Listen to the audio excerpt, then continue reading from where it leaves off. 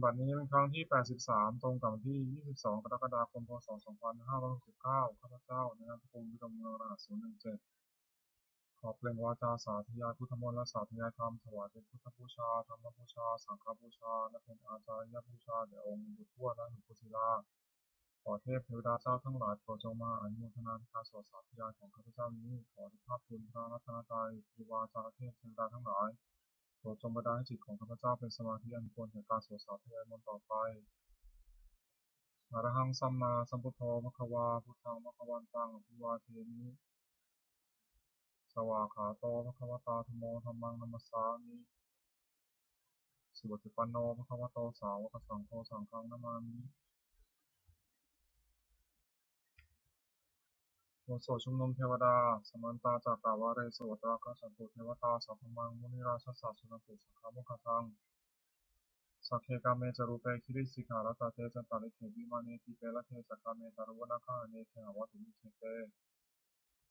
ภูมิมาจายิโตเทวาชาลถาลวิสเมยะขาคันทพานาคาติปตาสันติเกยังมุนีวาระวาจนังสาธโวเมสุนันโตธรรมสวนากาโลอัญญพันตาธรรมสวนากาโลอัญญพันตาธรรมสวนากาโลอัญญพันตาโอสวนามกาสิทธิคาถา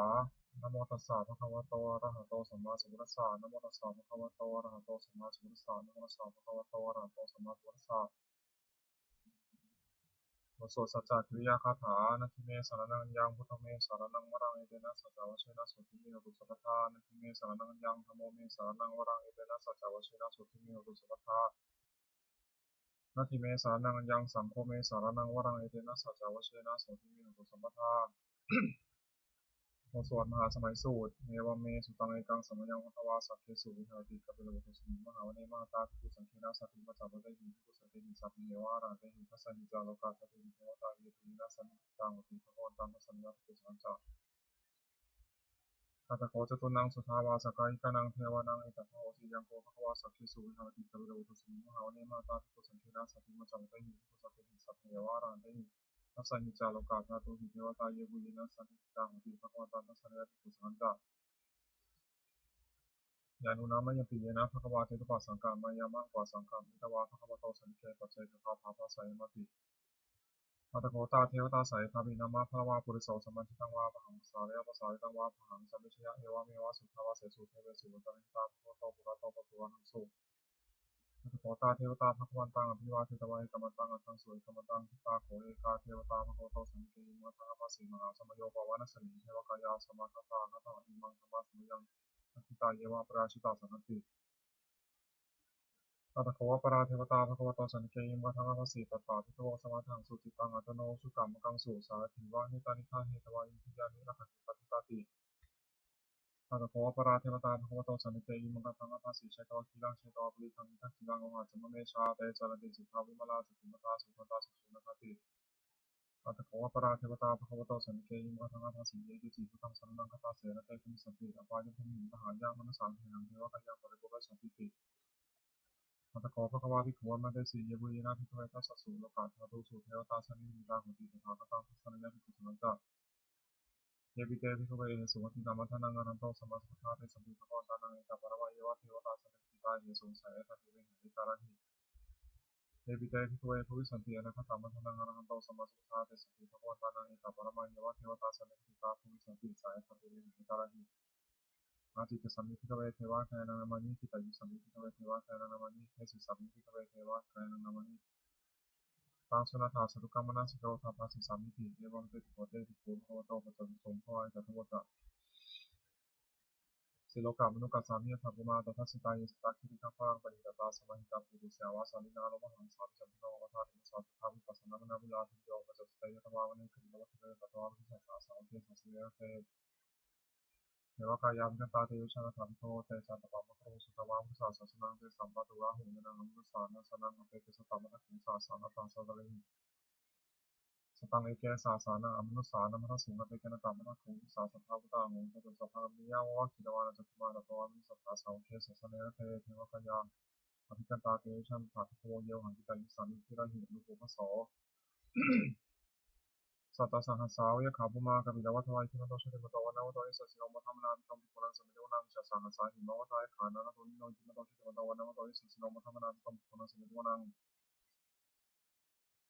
สัตตคิราสติสังหสายขานันตัวนี้น้อยที่มันต้องช่วยมันต้องวันนั้นวันต่อเอสสิโนมาทำนานคำพิโกนังสมิโนนังอิเชเตสวาสสังหสายขานันตัวนี้น้อยที่มันต้องช่วยมันต้องวันนั้นวันต่อเอสสิโน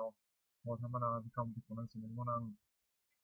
เวสามิตาปัจจสตายขานันทวินโนยิมตองชุติมันตวันนัมตวิสัสสิโนมัทธรรมนาคำพิคุนังสมิโนนังคุมิโรราชาคิโกเวปุรสันเอสนังพิโยนังสัตตสังฆสังฆขานังวิรุปัสสติคุมิโรราชาคิโกโสภนาสมิโนนัง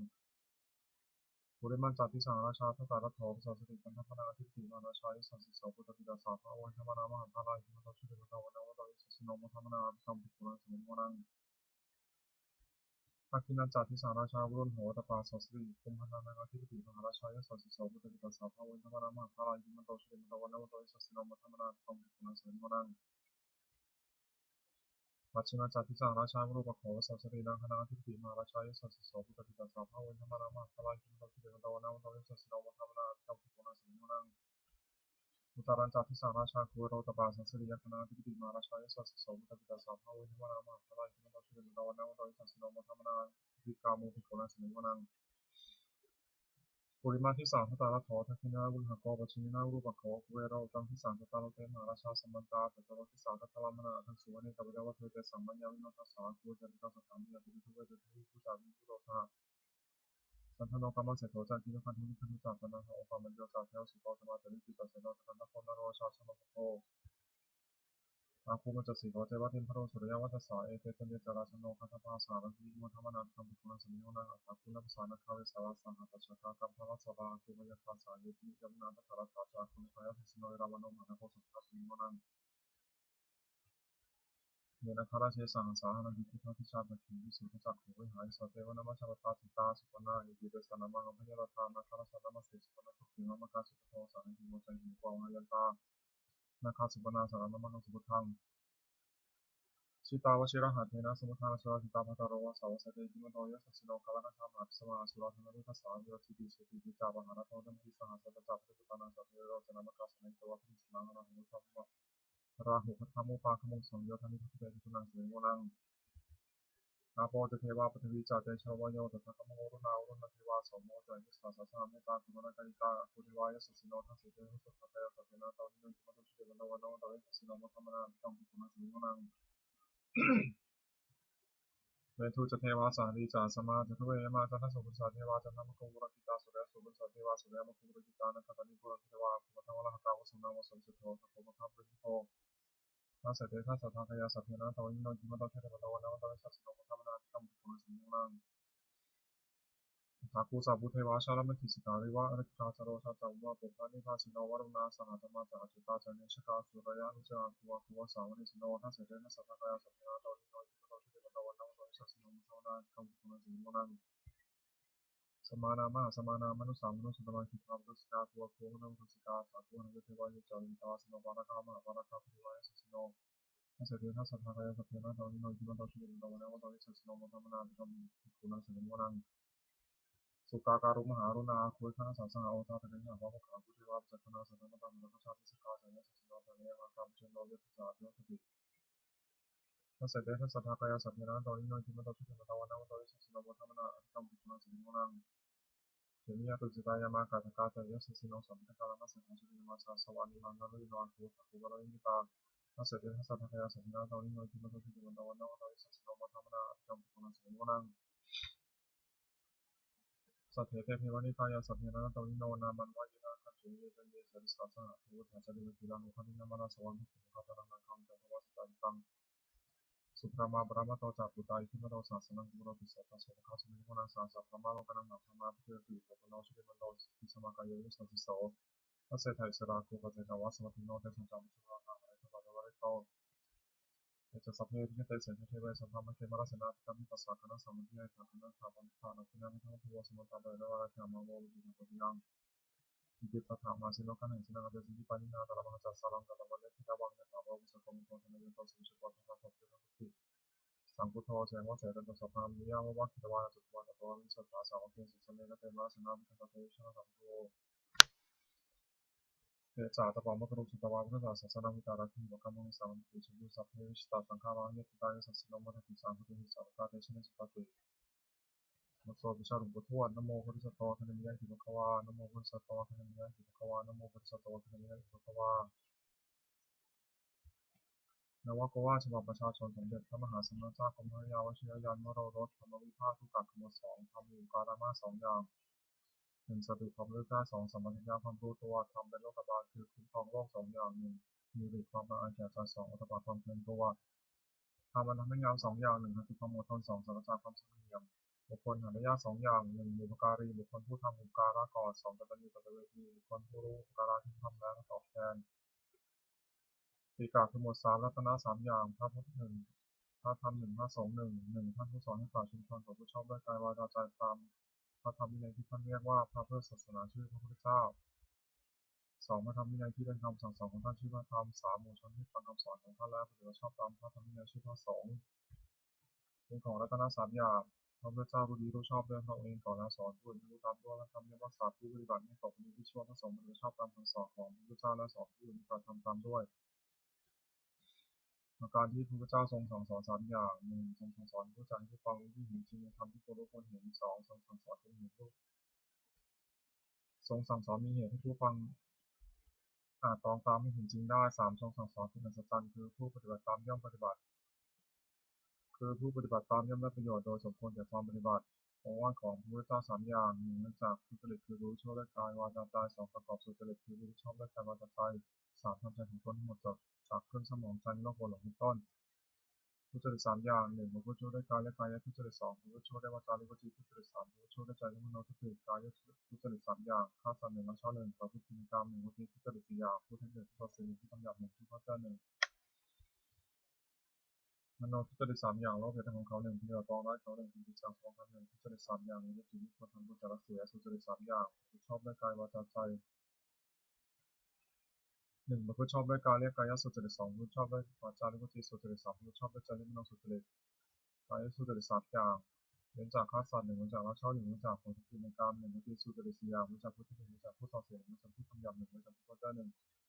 มโนสุจริตสามอย่างไม่ลบเลี่ยนของเขาหนึ่งไม่ขยับรองร้ายเขาหนึ่งชอบตามของเขาหนึ่งสุจริตสามอย่างนี้ที่ควรทำควรประพฤต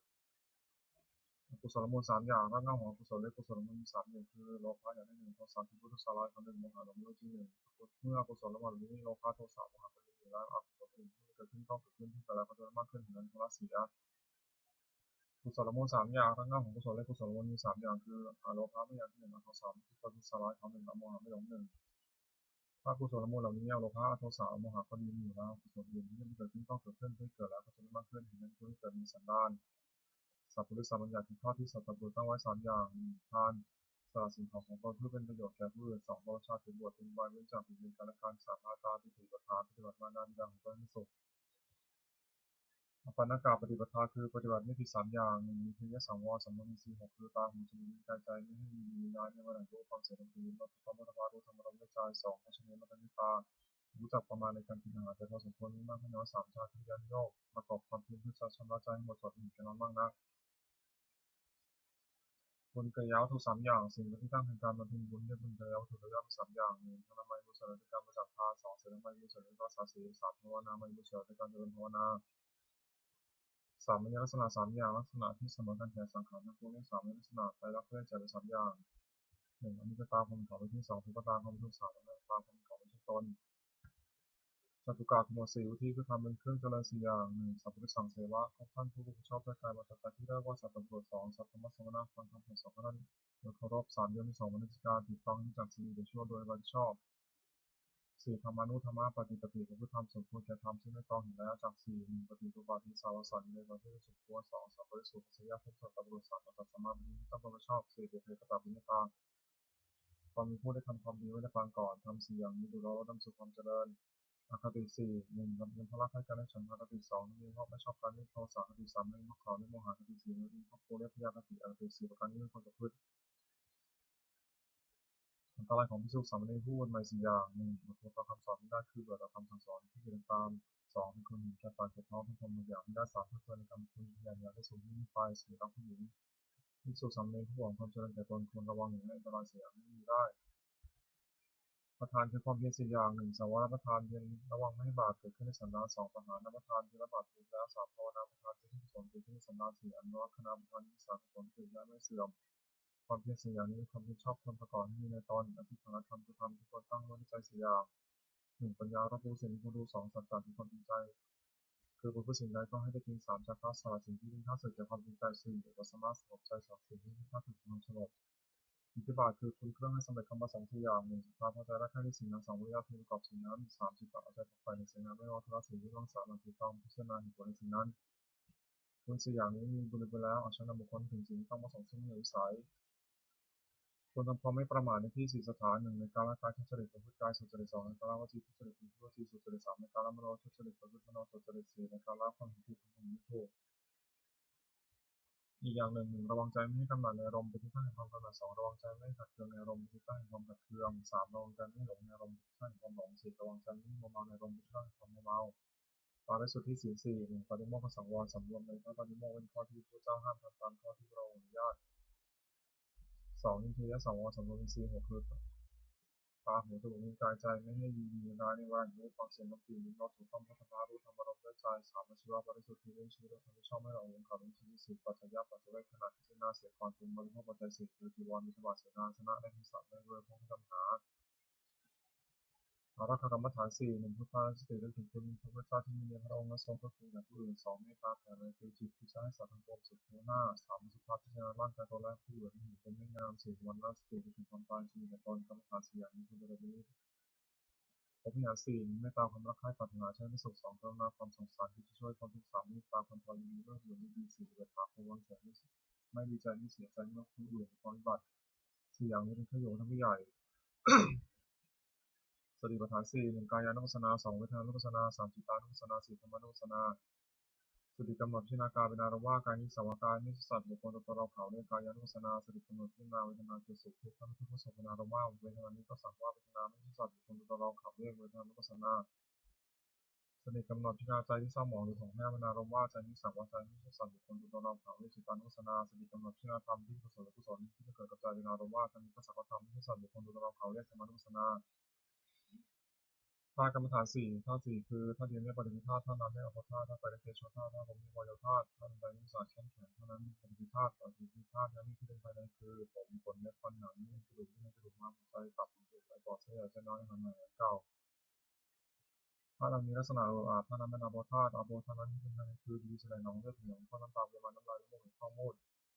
ธาตุมีลักษณะร้อนธาตุนั้นเป็นเตโชธาตุเตโชธาตุที่เป็นภายในคือไฟยิ่งกายอบอุ่นไฟยิ่งกายทุกโทรมไฟยิ่งกายให้กระวนกระวายไฟที่เผาอาหารย่อยธาตุใดมีลักษณะธาตุไตธาตุตาธาตุนั้นเป็นวายโยธาตุวายโยธาตุนั้นที่เป็นภายในคือลมพิษเบื้องบนลมพิษเบื้องต่ำลมท้องลมในไส้ลมในจำรวมลมหายใจความกำหนดพิจารณากายนี้ให้เห็นว่าเป็นอย่างเพียงธาตุสี่คือดินน้ำไฟลมประชุมกันอยู่ไม่ใช่เราไม่ใช่ของเราเรียกว่าธาตุกรรมฐาน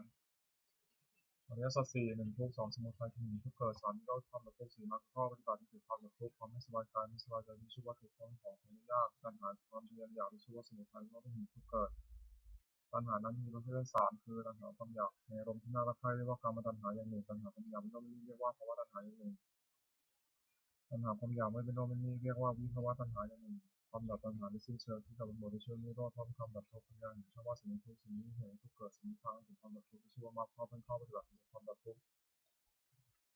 บางครั้งมีองค์แปดประการคือปัญญาเห็นชอบหนึ่งดำริชอบหนึ่งเจรจาชอบหนึ่งทำการงานชอบหนึ่งวิธีชอบหนึ่งทำความชอบหนึ่งตัดสินชอบหนึ่งตั้งใจชอบหนึ่งปัญจกะขบวนห้านันตริยกรรมห้าหนึ่งมาตุฆาตฆ่ามารดาสองฆ่าบิดาสามมาตุฆาตฆ่าพระอาหารสี่ตัวบาททำร้ายพระพุทธเจ้าจนถึงยังพระเราถึงนอกขึ้นไปห้าสังฆเทศยังสองแต่จากกั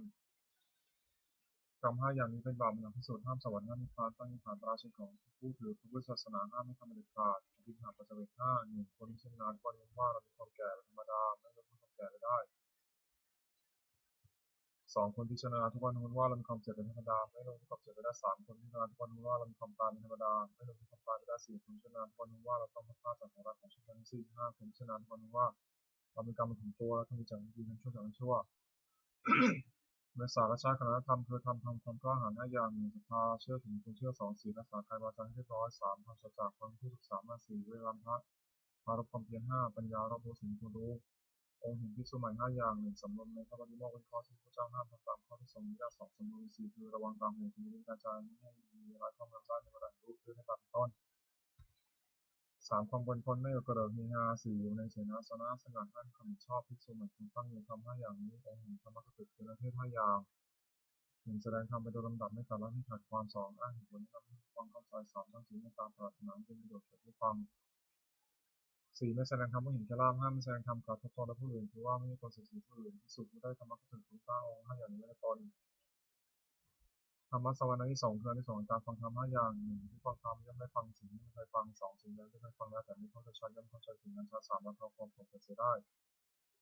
4ทำความเห็นถูกต้องได้5จิตของผู้ฟังย่อมผ่องใสพละคือความมีกำลัง5อย่าง1ศรัทธาความเชื่อ2วิริยะความเพียร3สติความรู้ได้4สมาธิความตั้งใจมั่น5ปัญญาความรอบรู้ดี4 5ก็เรียกพระวิญญาณอยู่ตน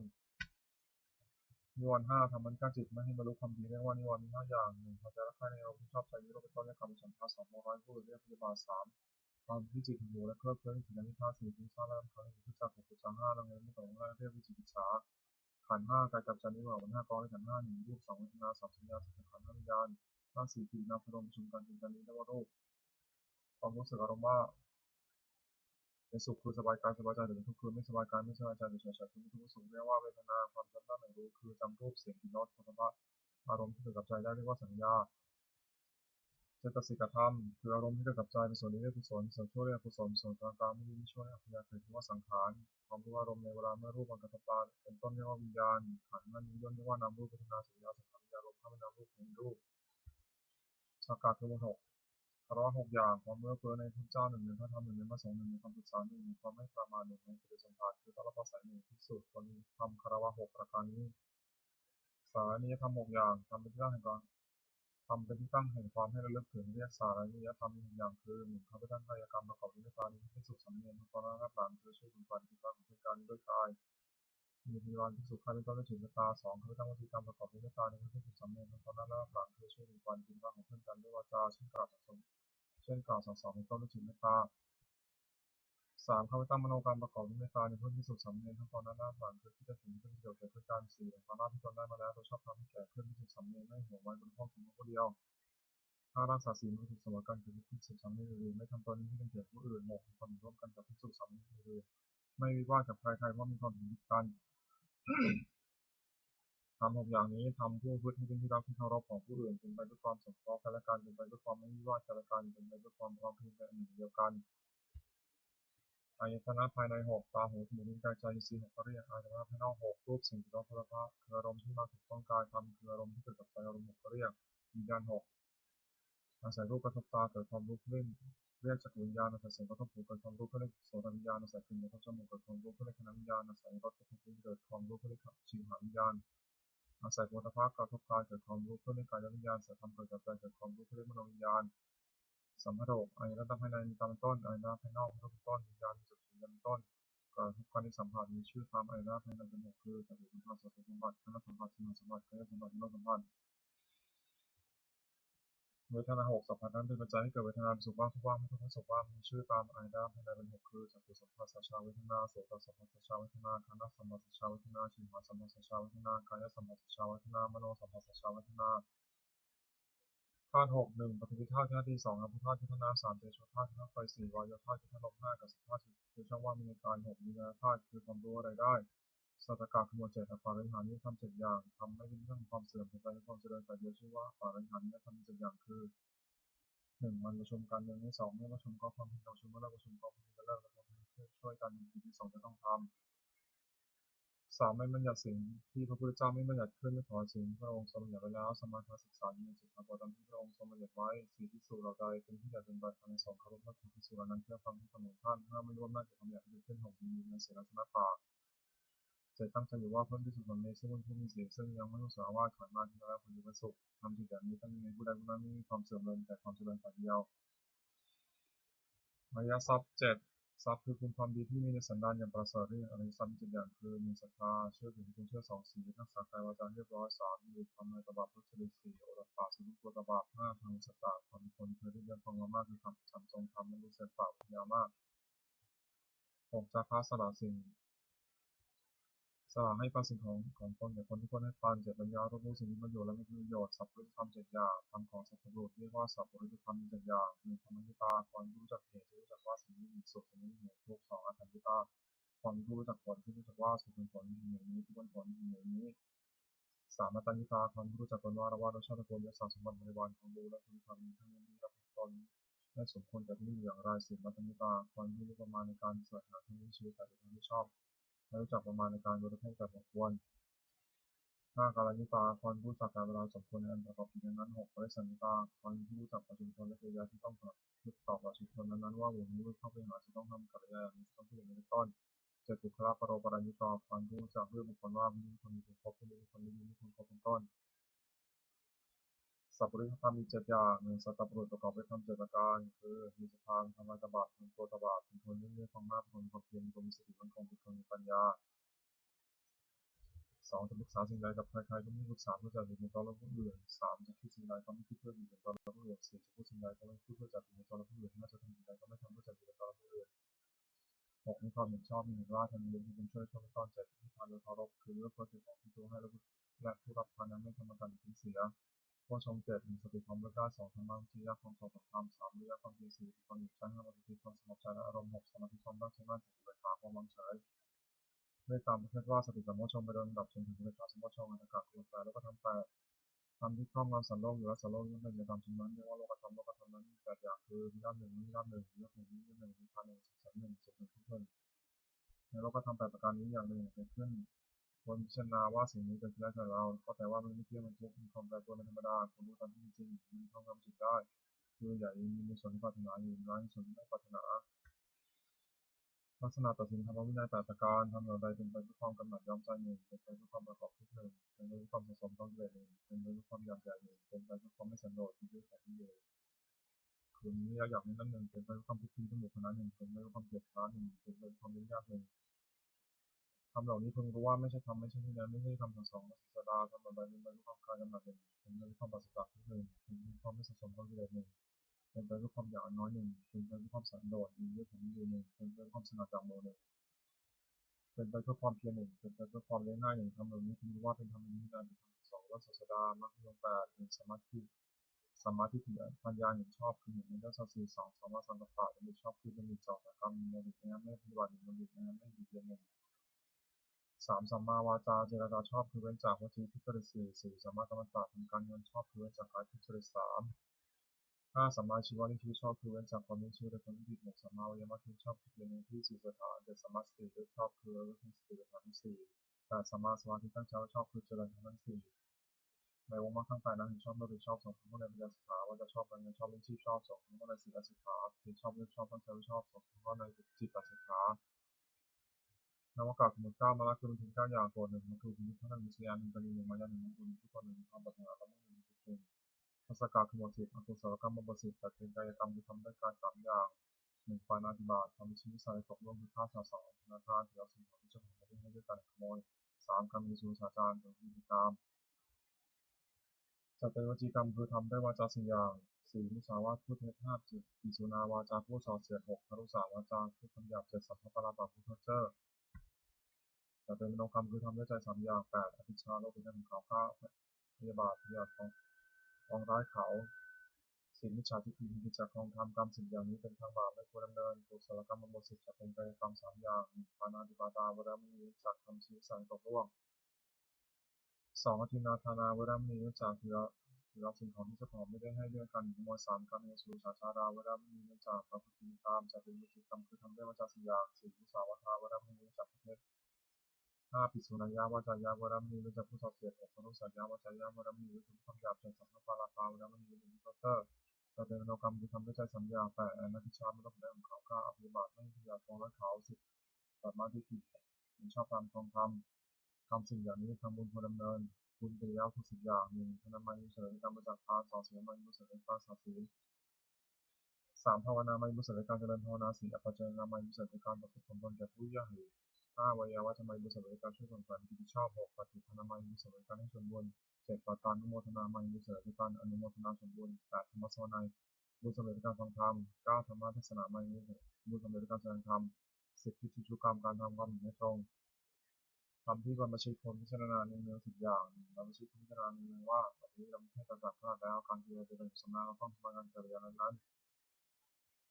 2. บรรพชิตความพิจารณาหนึ่งว่าความมีชีพของเรานั้นก็คือเราควรทำตัวให้เขาเลี้ยงง่าย 3. บรรพชิตความพิจารณาหนึ่งว่าการกายวาจาอย่างอื่นที่เราจะต้องทำที่ดีกว่านี้มีอีกด้วยเช่นนี้ 4. บรรพชิตความพิจารณาหนึ่งว่าตัวของเราเองคือตัวของเราเองเป็นสิ่งใดหรือไม่ 5. บรรพชิตความพิจารณาหนึ่งว่าผู้คนคนละถึงเราเป็นสิ่งใดหรือไม่ 6. บรรพชิตความพิจารณาหนึ่งว่าเราจะต้องพัฒนาจากของรักของชอบใจเท่านั้น 7. บรรพชิตความพิจารณาหนึ่งว่าเรามีกรรมของตัวเราทำดีจากที่ดีทำชั่วจากที่ชั่ว 8. บรรพชิตความพิจารณาหนึ่งว่าคนคือล่วงไปล่วงไปเหมือนเดิมทำอะไรอยู่ 9. บรรพชิตความพิจารณาหนึ่งว่าเรายินดีที่สงัดหรือไม่ 10. บรรพชิตความพิจารณาหนึ่งว่าที่มีเศษของเรามีอยู่หรือไม่ที่จะให้เราเป็นผู้ไม่กล้าเขินในวันเกิดมีชีวิตธรรมในการในหลังนาถากรณธรรมคือทำทันที่ขึ้น10 อย่าง 4. รักษากายวาจาให้เรียบร้อย 2. เราจะจากวันผู้ได้สลับตับฟังมาก 3. กัลยาณมิตรตาความเป็นเพื่อนมีผู้ดีงามความเป็นผู้มีเพื่อนดีงาม 4. สวัสดิตาความที่ว่าง่ายสอนง่าย 5. กินกรณียสุทักตาความขยันเอาใจใส่ในกิจวัตรของผู้ศึกษาเนร 6. ธรรมกรรมตาความข้าที่ทำที่ชอบ 7. นิยาพิจารณาความชั่วความดี 8. สันโดษดีด้วยข้าวนุ่งผ้าห่มอาหารที่เราให้นั่งบรรยายกันได้ 9. สติทำการที่ได้ทำและกรรมที่ผู้แล้วไม่นานได้ 10. ปัญญาต้องพูดกองสังขารนั้นจะมีอย่างไรคาถาวัตถุคือถ้อยคำทุกคนพูด10 อย่าง1. คำคาถาที่ทำเช่นนั้นให้เกิดให้มีความปรารถนาน้อย 2. สัมปติคาถาที่ทำเช่นนั้นให้สันโดษมีด้วยปัจจัยการมีได้ 3. ปวิเวกคาถาที่ทำเช่นนั้นให้สกัดการถนัดใจ 4. อสังสักขคาถาถ้าคำชักนำให้ละคนในหมู่5วิริยารัมภคาถาถ้าคำชักนำให้ปรารบความเพียร 6. ศีลคาถาถ้าคำชักนำให้ตั้งอยู่ในศีล 7. สมาธิคาถาถ้าคำชักนำให้ทำใจสงบ 8. ปัญญาคาถาถ้าคำชักนำให้ปัญญา 9. วิมุตติคาถาถ้าคำชักนำให้ทำใจให้พ้นจากกิเลส 10. วิมุตติญาณทัศนคาถาถ้าคำชักนำให้เกิดความรู้ความเห็นในความที่ใจพ้นจากกิเลสอนุสติคืออารมณ์ที่ควรระลึก10 ประการ 1. พุทธานุสติได้ถึงคุณของพระเจ้า 2. ธรรมานุสติได้ถึงคุณของพระธรรม 3. สังฆานุสติได้ถึงคุณของพระสงฆ์ 4. ศีลานุสติได้ถึงสิ่งของตน 5. จาคานุสติได้ถึงทางที่ตนบริจาคแล้ว 6. เทวตานุสติได้ถึงคุณที่ทำให้บุคคลเป็นเทวดา 7. มรณสติได้ถึงความตายที่จะมาถึงตน 8. กายคตาสติได้ทั่วไปในกายให้เห็นว่าไม่งั้นไม่เกิดโศกโศก 9. อานาปานสติตั้งสติกำหนดลมหายใจเข้าออก 10. อุปสมานุสติได้ถึงคุณพระนิพพานซึ่งเป็นที่ระงับกิเลสกองทุกข์อากินากาทุกวันเป็นทะเลทุกกิเลสที่โทษเครื่องสมอง16 อย่าง 1. วิชาวิสมาโลภะละโมบไม่สม่ำเสมอความพิเรน 2. สารอากาศ 3. โพธาโภ 4. ปนังหักผูกกดไว้ 5. มาขาลบุเป็นท่าน 6. ปราสาทที่เสมอคือยกโพธิท่าน 7. อิสาได้สยาคือหินตัวได้มีที่อยู่ไม่ได้แต่มาช่วยยาตัน9. มารยาที่จะได้10. ยาโอเวอร์สื่อธรรมภาหูเรื่อง12. สารพัดที่มี13. มานาถึงตัว14. อธิปนาที่1 15. มาทำมา16. มาทานเลิศโพธิปักขียธรรม31 ประการสติปัฏฐาน4สมาปัฏฐาน4กีฬา4สี่ห้าพระ5พระชงเฉิดมามยง8ที่ปฏิบัติจตุกะกรรมกิเลสคือกรรมเครื่องสมอง4 อย่าง 1. ปาณาติบาตทำชีวิตสัตว์ดอกร่วง 2. อธินาทานเถรสิ่งของเจ้าของไม่ได้ให้ด้วยกันขโมย 3. การมีชิมชาจารบางกิจกรรม 4. มุสาวาทพูดเท็จทำ4 อย่างนี้ทั้งฝ่ายและสัตว์เลย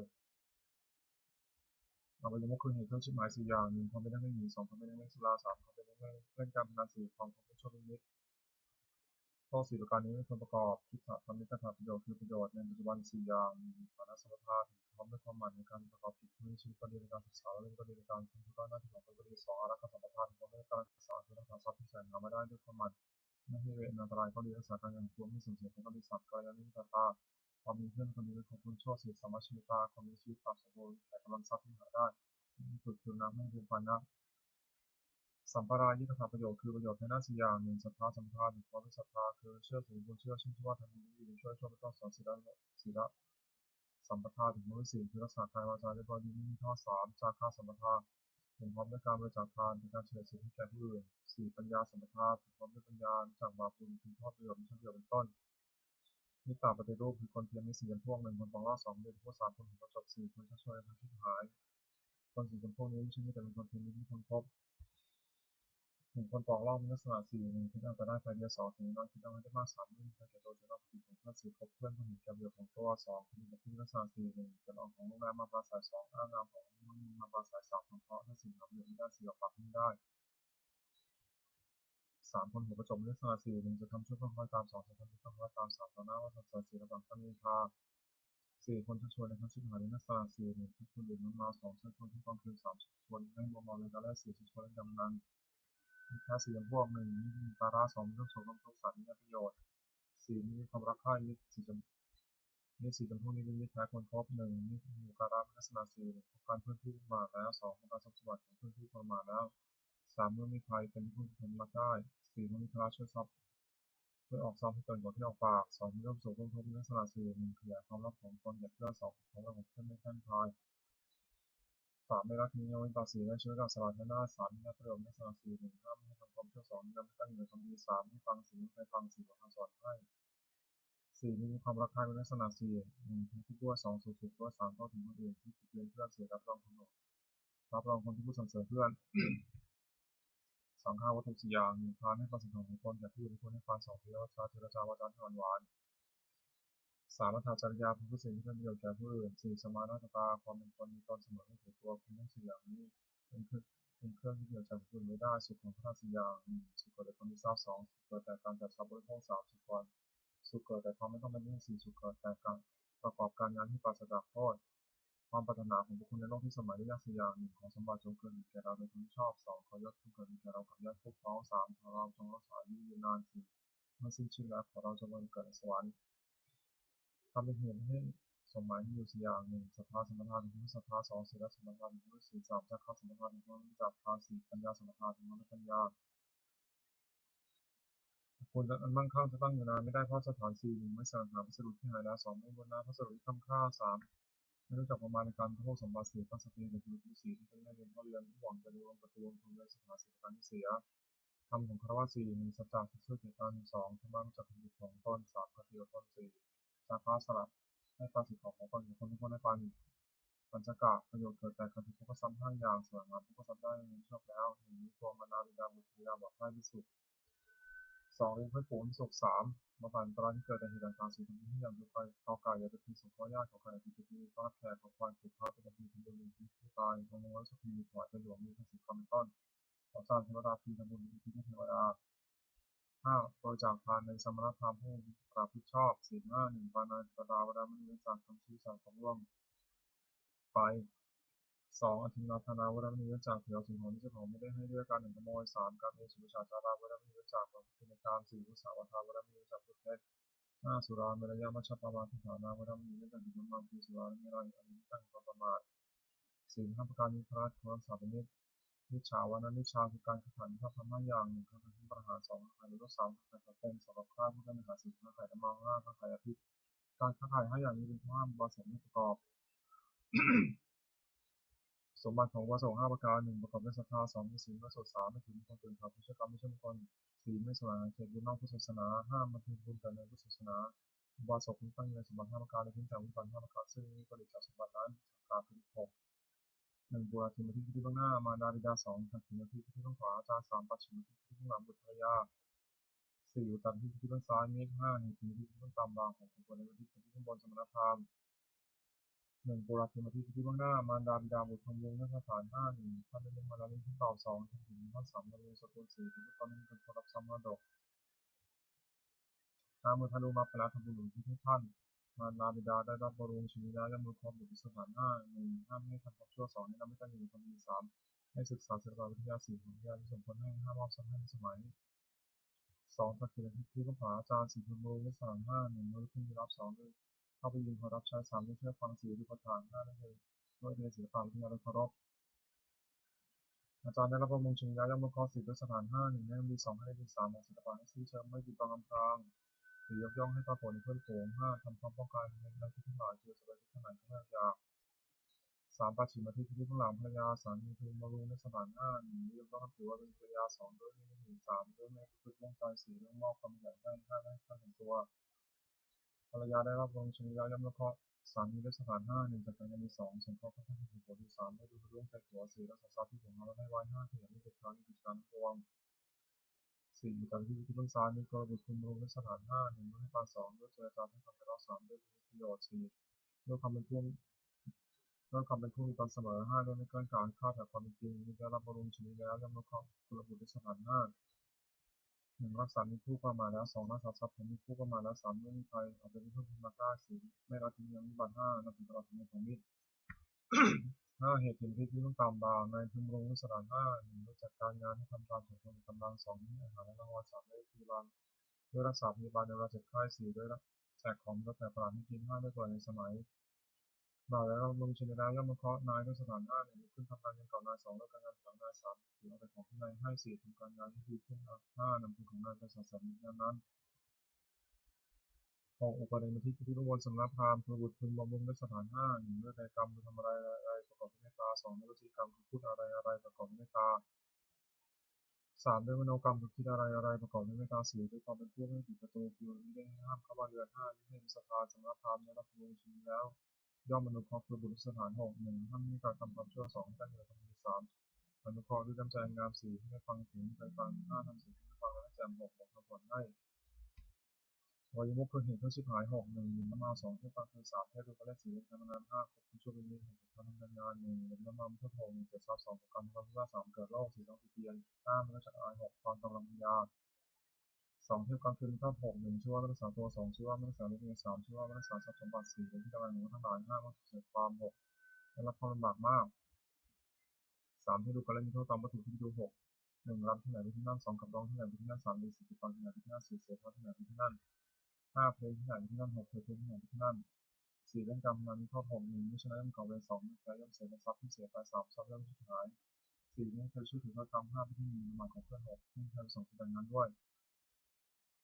ถ้าคบคนชั่วเป็นนี้โทษตามบุคคลที่ครอบครองหนึ่งนะที่เป็นนักเลงธรรมดาสองนะที่เป็นนักเลงชู้สามนะที่เป็นนักเลงล่าสี่นะที่คนลงเขาเป็นของปลอมห้านะให้คนลงเขาซึ่งหน้าหกนะให้คนหัวไม้หกผิดฐานทำการงานมีโทษหกหนึ่งมาให้ว่าหนานะไม่ทำการงานสองมาให้ว่ารอนะไม่ทำการงานสามมาให้ว่าเวลาเวลาแล้วไม่ทำการงานสี่มาให้ว่ายังช้าอยู่แล้วไม่ทำการงานห้ามาให้ว่าหิวแล้วก็ไม่ทำการงานหกมาให้ว่ากลางแล้วก็ไม่ทำการงานพวกของความเจริญและพวกทรัพย์นี้เห็นเครื่องชิบหายหกประการนี้เสีย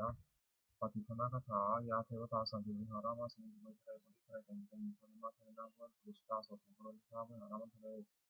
เทราจมัชชานวการพิโทสารามิตาธนาภูสกาคามาจุติสานิมาจุสารสวรรค์พุทธสุขิตามุติเตชาลาผู้ชายยุติจาทัสัมภวาสัมเสกชะตาโนโมปฏิการยานิตังโมรังปฏิเจเตสมุติปัสสัพพะตุยังมาตุจิตังสตัมโมธรรมธราตุคลาสมุติสมะภวะสันติสันติสันติสันติโมตุติมาจาริโนวัติสัพพะวินามาตุมินะภาวนิเตอาสันนาหตุสัพเพดีปานิโนพระศาสนาสมัทรังภวะฉันโตกาลเทวะภวะสัพพุวิธิภวะสัตตานังสุขังมิตุมิขันมิมาตาตาดัตชังมิตังรังติเบกังยวงหินาชนะวชังนะสัมปทา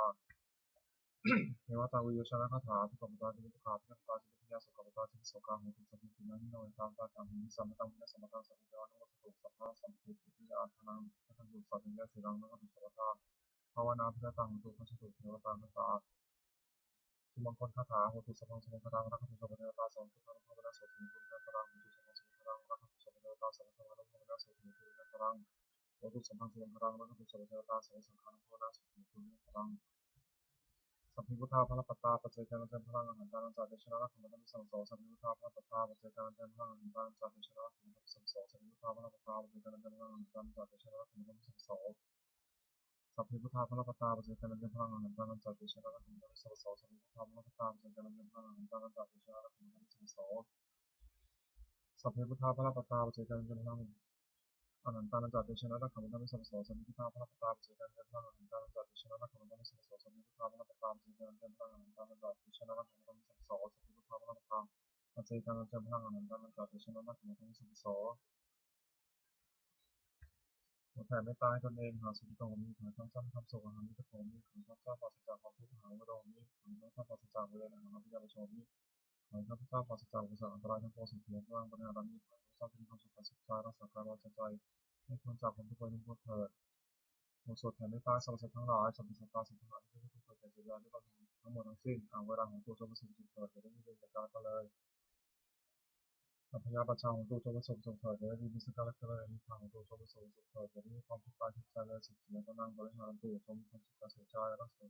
กษาตนให้พ้นจากทุกข์ทั้งสิ้นเถิดบทแผ่เมตตาอุทิศสัพเพสัตตาสัพพังดูอมราสุขาชีวิตเราขอสัตว์ทั้งหลายมีเกิดการเลยจงผู้ดำรงชีพอยู่ในสุขทั้งหมดเถิด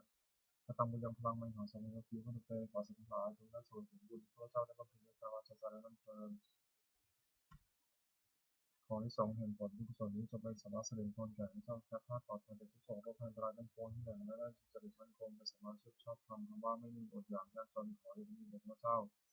ขอให้ข้าพเจ้ามีสมาธิที่ตั้งมั่นในพระธรรมคำสอนขององค์สมเด็จพระสัมมาสัมพุทธเจ้าดำรงอยู่ในความดีงามตลอดกาลนาน ถึงทั้งขอเทพเทวดาทั้งหลายผู้ได้อนุโมทนาสาธุการในบุญกุศลนี้โปรดประสาททั้งสองนี้ให้มีความสุขทุกคนทุกด้วยด้วยสติมนต์หมายานุศิลามีทุกคนทุกตัว